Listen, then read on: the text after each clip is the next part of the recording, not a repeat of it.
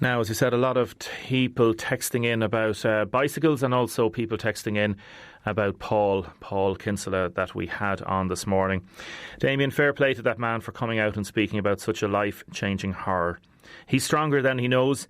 He has great support from the Rape Crisis Centre. They have saved lives and helped rebuild so many people. I'm also a survivor and have been through the courts, and it was both the hardest and the best thing to do. I got through it. It gave me closure and strength. I hope this man gets his court in day and that he stays strong. Best wishes to him from all that have gone through these evil acts perpetrated on such innocent people. And I know that texter that texted in, I won't read out your name. Thank you very much for that. Caller from Abhaile rang. There are bikes everywhere. Dungarvan is lethal. It's cyclist mania. They all have rights. Big problem when you've passed cyclists.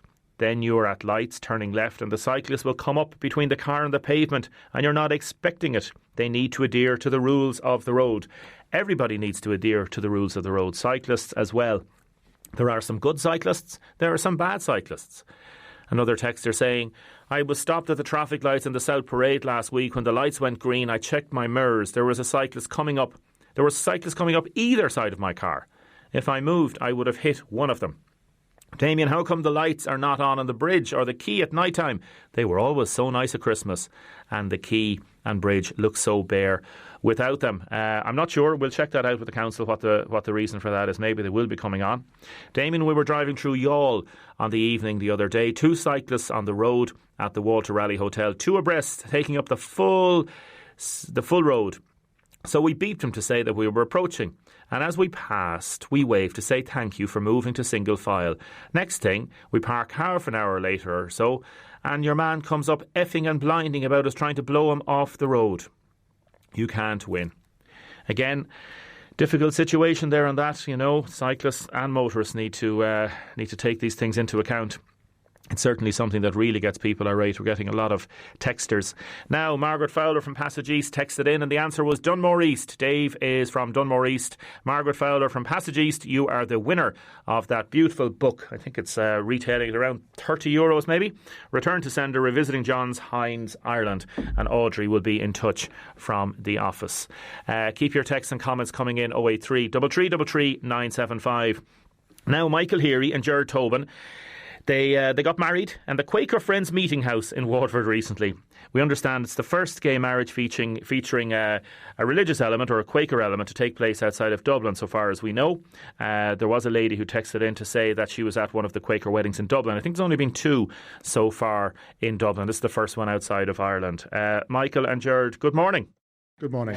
Michael, tell us a little bit about yourself, please. OK, well, I was born and brought up in England. My parents are Irish. In fact, my mother's from Dungarvan, so I have a connection to Waterford.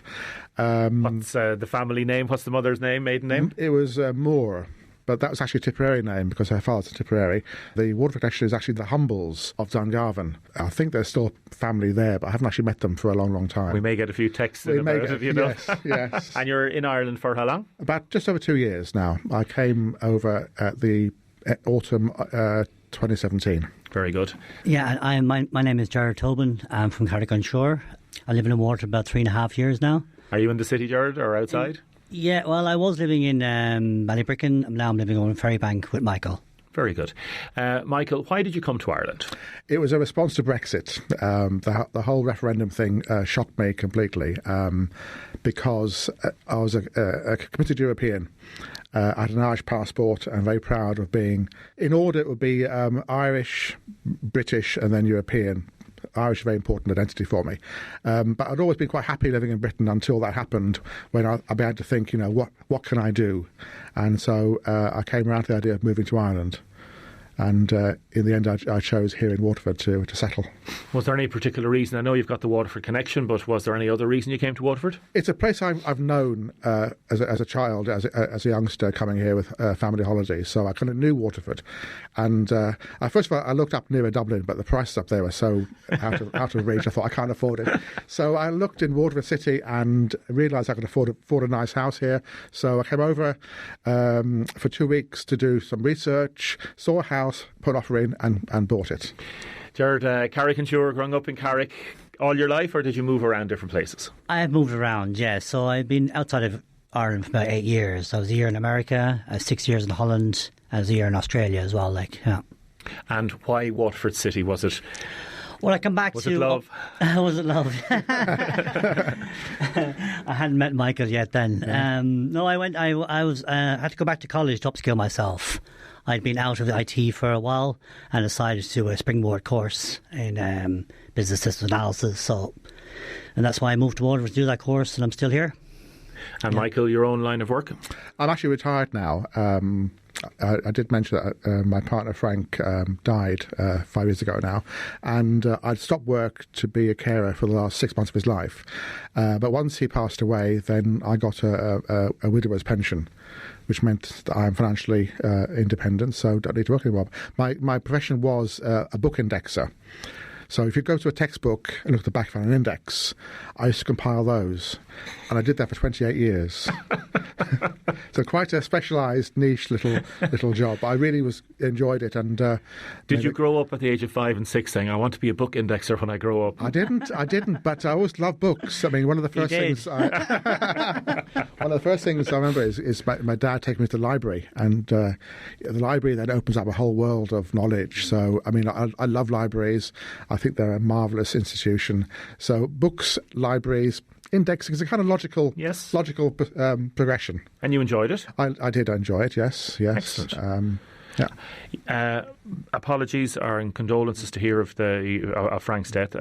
He had cancer? Yes, he did. He had esophageal cancer, and he survived 6.5 years with it, which is actually a very good result. He went through surgery, chemotherapy, radiotherapy, and he was a real fighter. So he managed to stay as long as he could until he couldn't, And you were with him for how many years in 11 total? 11 years. 11 in total. Yes. Very difficult. Yes. Very difficult. Jared, relationships yourself, previous relationships, you mind me asking? Yeah, I've had relationships before, but I suppose none as serious as this. Obviously not. Yeah. And is it rude to ask your age, gentlemen?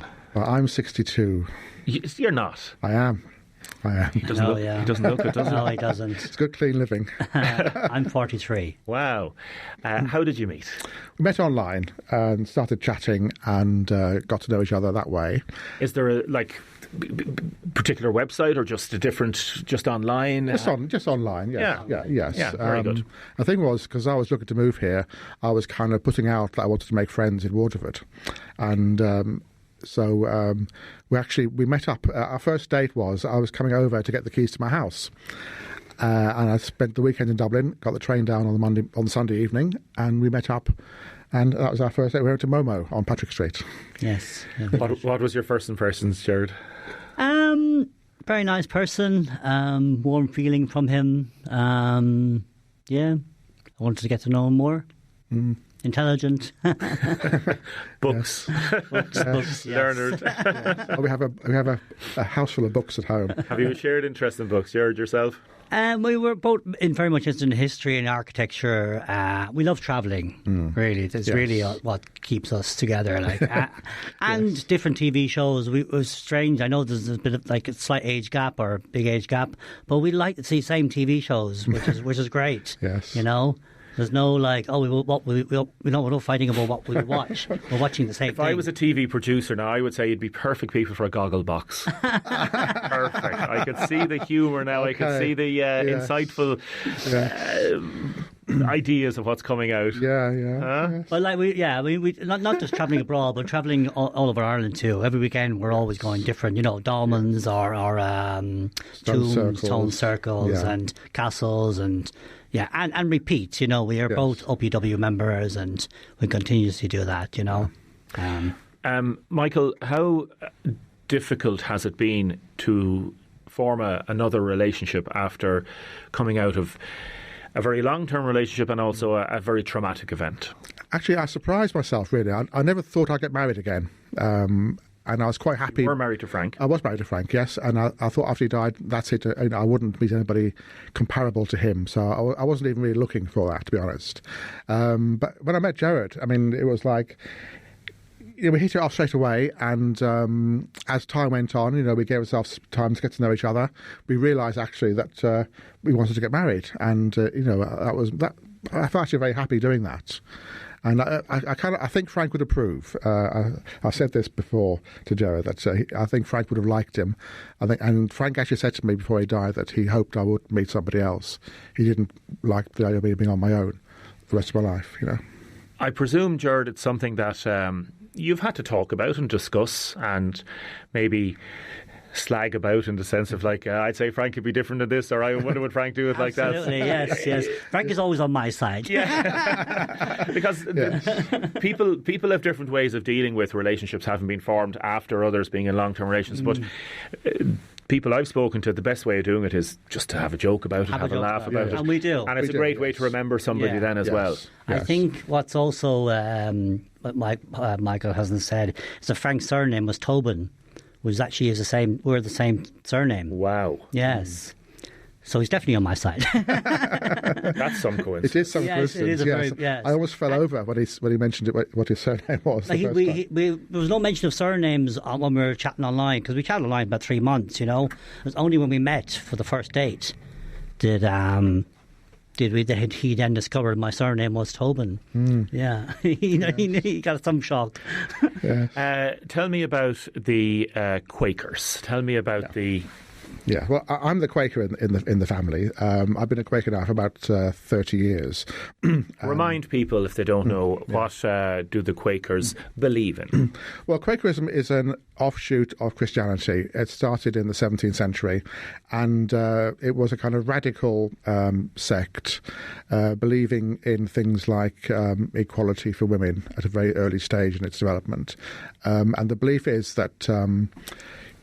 other religions have like original sin.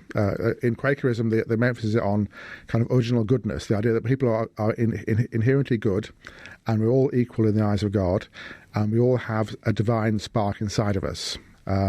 It's organised over the years into a more kind of low church radical Protestant sect, which has had a much bigger impact than its size would give it credit for. And certainly in Ireland, if you look at the history of Waterford, the Jacob family, the lot of early industrialists were Quakers. They had a vision, if you like, of we would now call it paternalistic.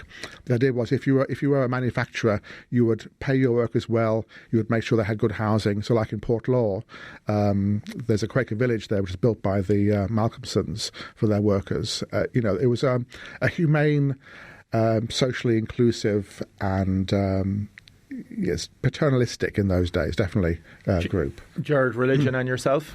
Well, I'm Irish, I'm Catholic. But I have attended the Methodist Church here in Waterford for the last 2 years, I've heard the word Quakerism or Quakers, but I've never attended any of the meetings.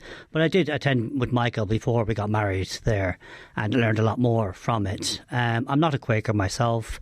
Maybe in later years I might, John, I'm not sure. But at the moment, quite happy just to say I'm Christian or Catholic, You believe in God? Yes. And an afterlife? Yeah. Depends which day of the week. You're open to persuasion. He's open to persuasion. Michael, you have a job to do there. Yeah. Well, actually, I'm the same. I don't know about an afterlife. I kind of say, well, I'll see when I get there, kind of thing. I don't have a clear... I wouldn't rule it out. I wouldn't rule it out. Sorry, So we'll wait and see. Hedging your bets, lads. Yeah. And that's okay. It's okay to question it. One of the things about Quakers is that it's allowed to actually question and to make up your own mind about certain issues. You're not having to follow a certain creed or a certain way of doing things. Tell us about the marriage. Well, it was a real Quaker wedding. So Quaker meetings, Quaker worship is based on silence. So there's no liturgy to follow. There's no priests. There's no ministers. There's no pastors. So basically, we're sitting in a circle. And for the wedding, we were sat at the front of the meeting house, and we walked in, and our family and friends, and sat down. Is this the meeting house over at Newtown? In Newtown, yes, on Dunmore Road, yes. Lovely meeting house, and it is, yes. Nice, calm, beautiful. Yes. I suppose ambience to the room. Yes. Yeah. Yes.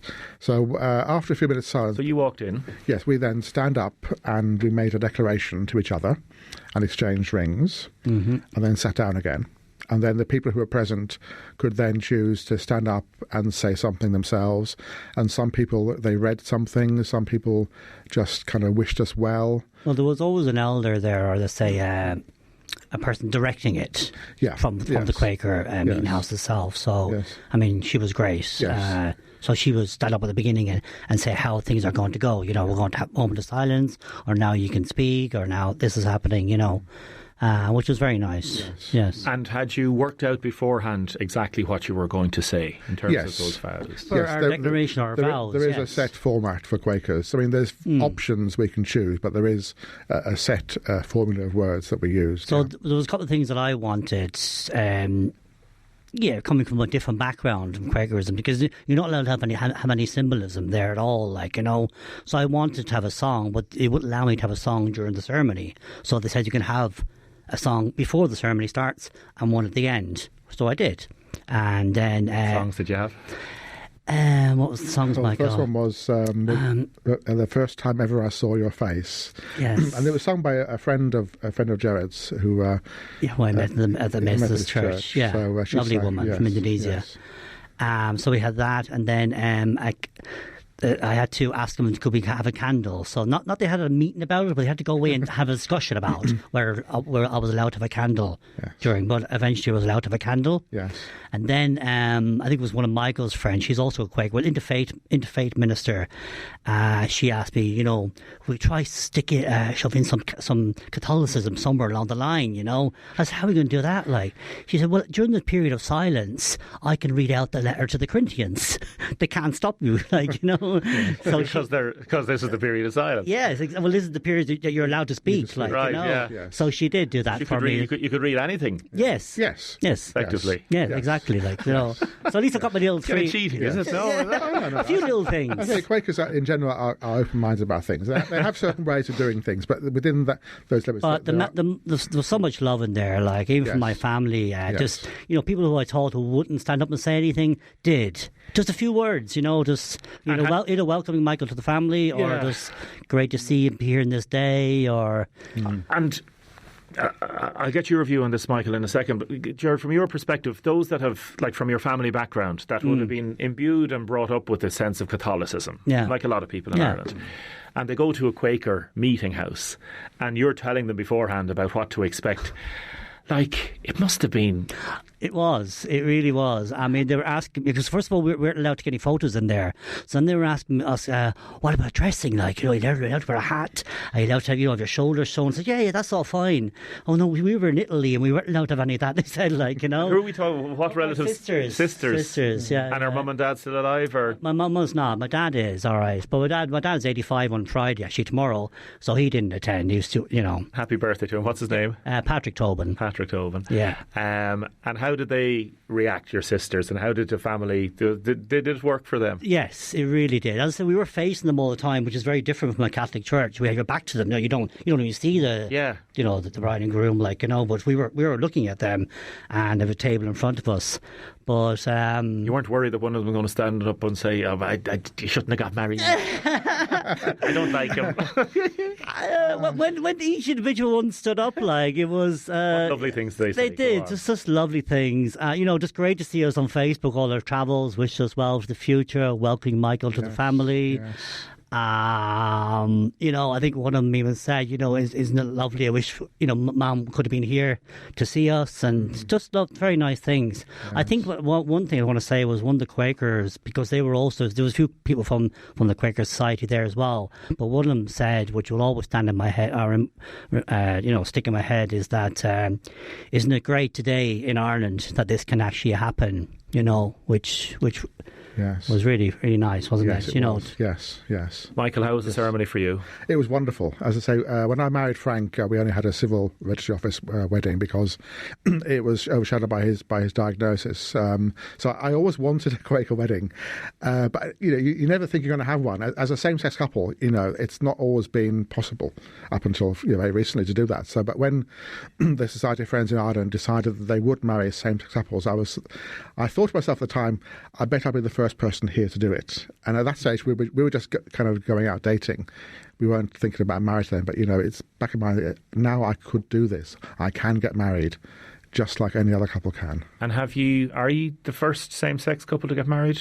Outside Dublin, yes. There's been there's been 2 Quaker weddings in Dublin. This is the first one outside Dublin. And there have, of course, been more in England and also in other countries as well. But in Ireland, this is the first outside Dublin. And the response from the Quaker community locally and those you were talking to? They were delighted, absolutely delighted.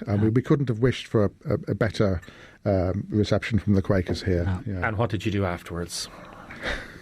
Well, we did a kind of a convoy down the quay in Waterford, beeping the horns. Yes. Then back out to Dunmurry to the Haven Hotel. Yeah. Lovely, and a nice time. How many altogether? It's about 80. Yeah, close to 80 it was, yeah. Honeymoon? Yes. We went to Florence, 4 nights in Florence, and 1 day in Pisa, night in Pisa as well. Yes. Very nice. Very nice. Beautiful city. Yes. Hopes for the future? Just to be as happy as we are now, really. Yeah, exactly. Yeah. Long, happy marriage. Somebody actually said to us during the Quaker meeting that they hoped to still be here for our 50th wedding anniversary. I think it's probably a bit optimistic, but You're 60, what? 60? I'm 62, so I should be 112. 112, okay, right, okay. I could still be here at that stage. It's a lovely story, gentlemen, it's a lovely story. Thank you so much for coming in to talk to us. How do you sort out arguments? Does one of you take the initiative? How do you, like any couple when they argue? Do you argue? We don't have big arguments. We bicker, really. Yeah, small things. Yeah, I don't hold grudges. Nor do I. I mean, I'll give me 15 minutes. It's all over. It blows over. And has life changed now since you've been married? Have you noticed a change? Jared, have you noticed he's become a tyrant? You know what I mean? He now. It just feels different. Somebody asked me that on the day after the wedding. Does it feel different being married? And it does. Yeah. What did you say to me this morning when I said? I was a tough life. And I said, "How you don't have it tough?" What did you say? I said, "I'm having to put up with you." You're a right married couple now, all right. Fair play to you. Yes, that's it. Yes. Michael, Jared, thank you so much for joining us this morning. Thanks for having us. Thank you. Again, text still coming in for Paul Kinsella, who spoke to us this morning. Damien, I worked with Paul, a gentleman. Loved his football and hurling. Keep your head up, man. Keep fighting. Another texter about the person who was walking at the New Round Road on the roundabout. What was he doing on the grass? Damien, can the lights by the RSC on the Cork Road be fixed? They're out a long time now. I can't fix them myself, but we certainly can get on to the council and see what they have to say about it. And people texting in about the 2 gentlemen we had earlier in. Damien, well done, lads. Have a long and happy life. Now we've got a book to give away. Another book, all for Christmas. If you're into history, John Redmond, The Irish Parliamentary Party. Lovely book by Dermot Melody, and it's a big biography basically on John Redmond. A lot of people may be into John Redmond. Just text in the word Redmond to 083 333 975. That's the word Redmond to 083 333 975. I think it's retailing for around €30. Michael Doherty, good morning. Morning. Thanks very much for joining us. Regional Manager with North Munster MABS, and this is part of our Abhaile service and our MABS piece that we do with MABS, very importantly, and we've got some good feedback from this over the last few months. Tell us briefly, the extension of the Abhaile service, what does that mean? Yeah, it's actually very important for MABS. I suppose up the last number of years it began a year-to-year extension, but last month it was announced that the Abhaile service will be extended up to 2022. So that's a 3-year extension, which is a very strong vote of confidence in the service that's been offered and the assistance, a strong vote of confidence to the support that is giving to people in mortgage arrears. And this is the money and budgeting service that you're involved with. So this is really, I suppose, if this wasn't extended, it left you in a bit of a limbo, didn't it? That's true. Like we would have within North Munster MABS, there's over 2,500 active clients. So that would mean some staff would be lost to the service. So all of those 2,500 clients would have to be serviced by a smaller number of staff for starters. But quite apart from that, like 50% of the people who come to MABS come to us with a problem in relation to mortgage arrears. It is still a very significant problem out there. Just by way of example, there are 33,000 mortgages nationally that are in arrears by more than 12 months. So that's full 12 months or more behind on their repayments. 33,000? 33,000, yeah. And equally, there are mortgages that have been restructured by the banks that what I would consider are not permanent fixes. For example, there's over 20,000 mortgages that are split mortgages. Now, that means at some point in the future, there's a massive lump sum that's going to become due for repayment. And that's more than likely going to come due when people are close to retiring, when they certainly will have reduced means to try and address that problem.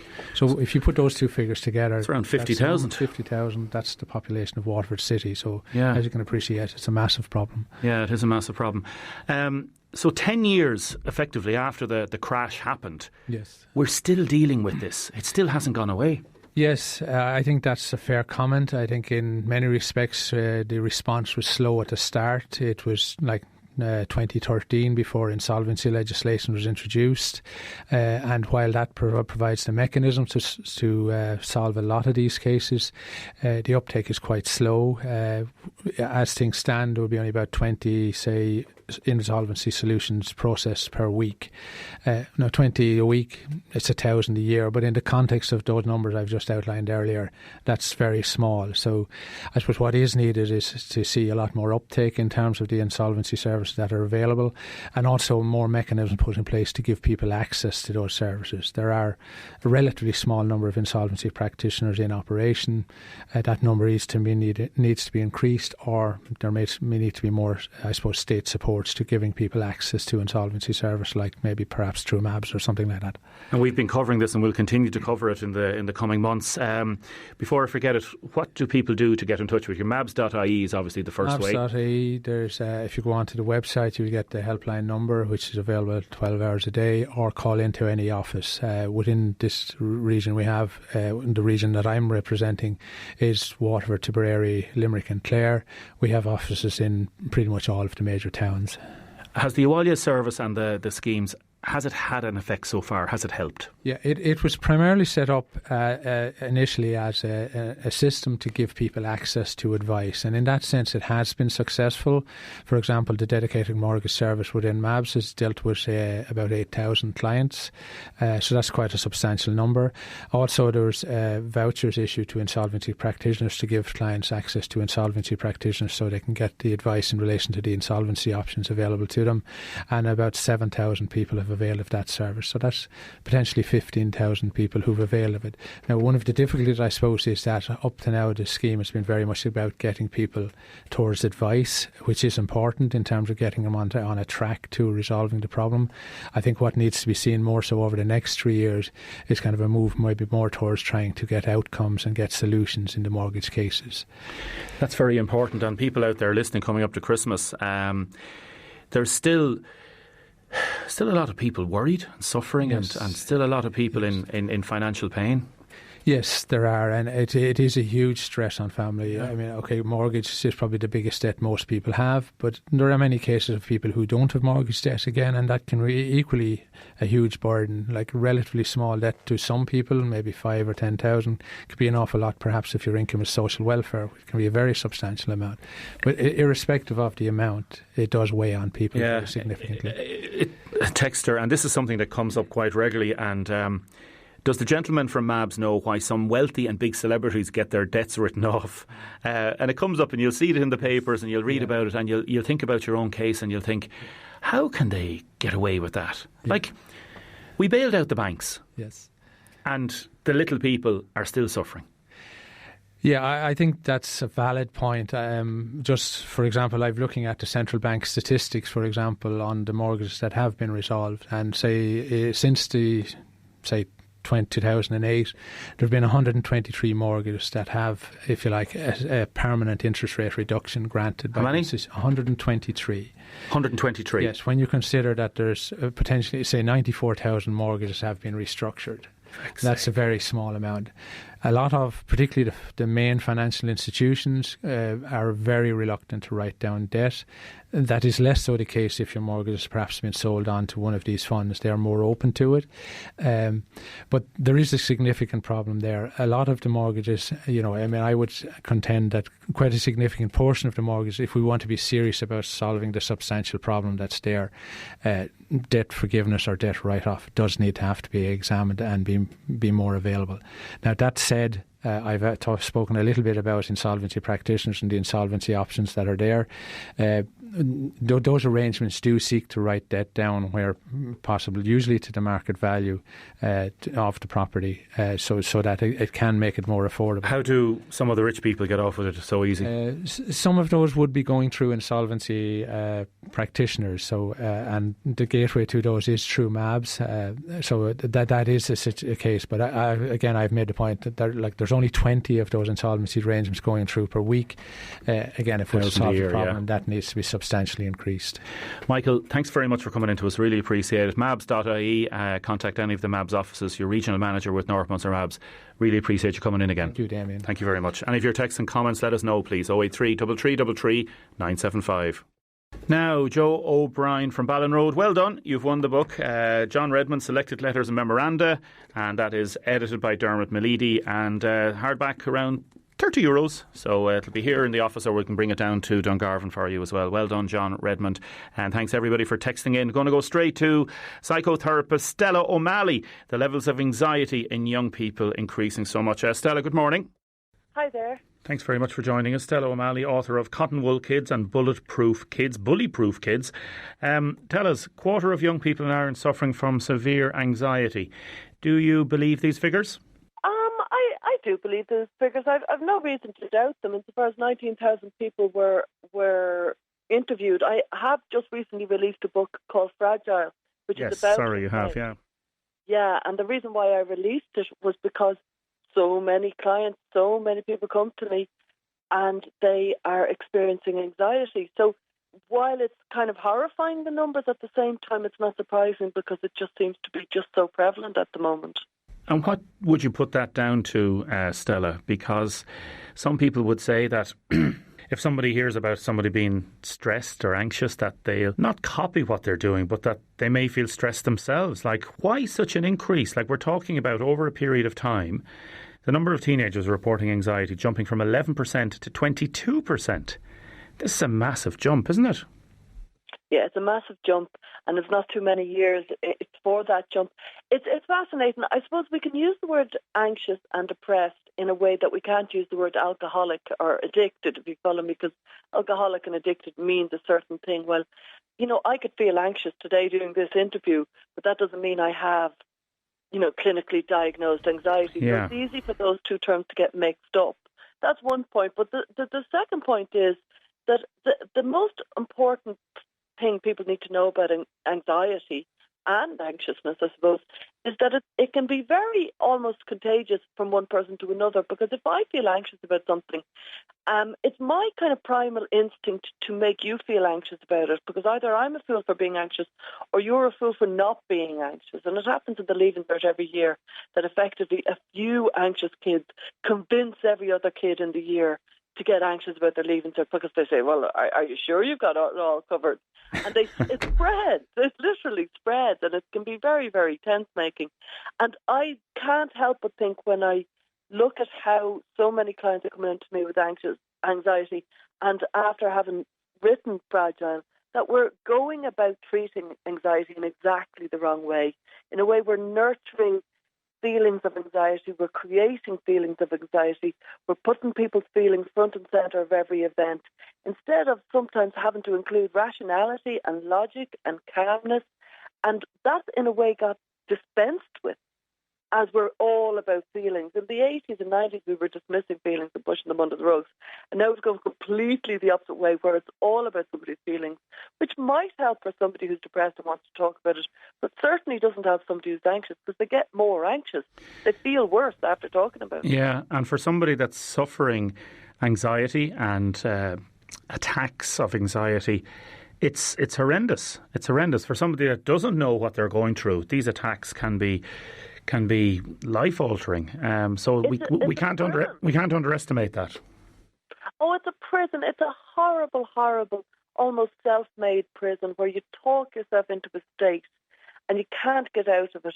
And the more you think about it and the more you talk about it, the worse you're getting.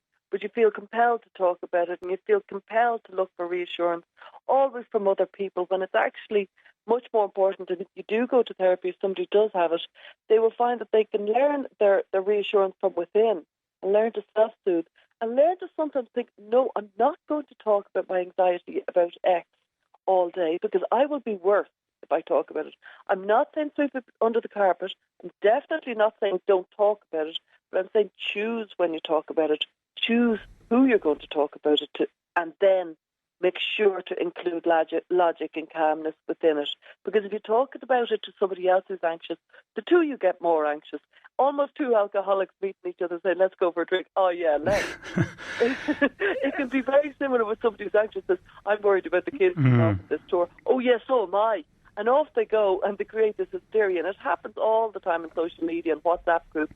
You can see anxiety literally building out of nowhere because the anxious people are finding each other. Yeah, and you something to be anxious about. You mentioned in your books and in your new book, Fragile, as you say, like the increasingly perfectionist, I suppose, materialistic society, social media reflecting that people, they create a very toxic sort of society that can be high on expectations and low on satisfaction, is what you say. Yeah, very much so. And in a way, it's very performance-based. It's how I look and how I perform. And that creates an anxiety. And it creates an anxiety, and I discuss this in my book, within children, that everything from karate to football, it's so based on performance in a way that it just wasn't when we were having our childhood. There's a lot more out and go and enjoy yourself. Nobody's caring about what score the match is out in the green.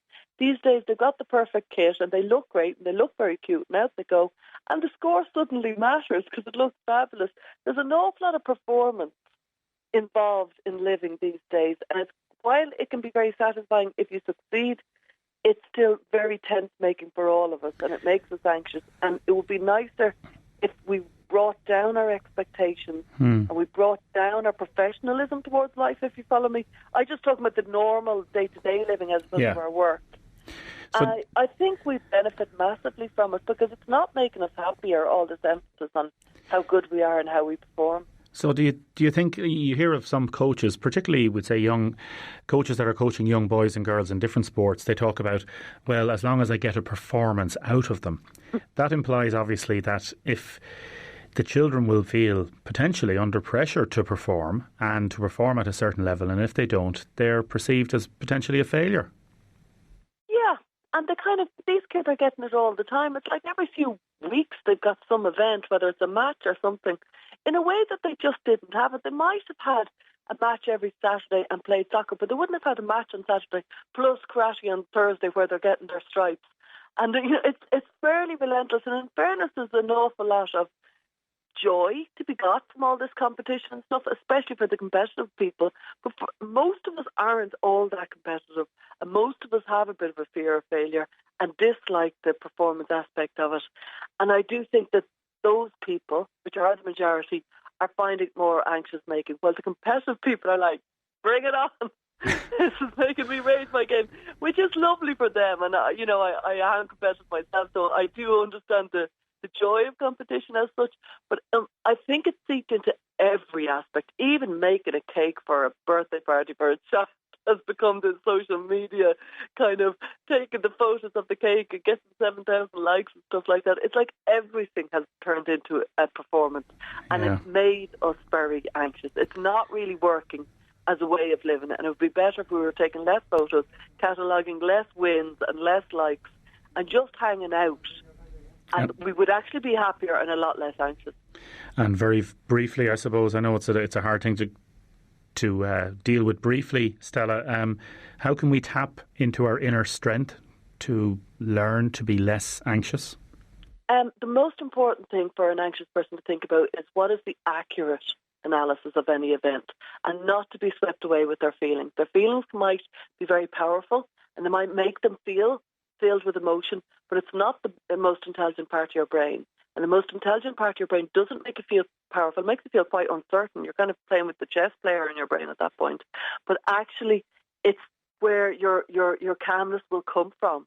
If you can look at the rationality, the accuracy, the actual facts of the event, as opposed to how you feel about the event.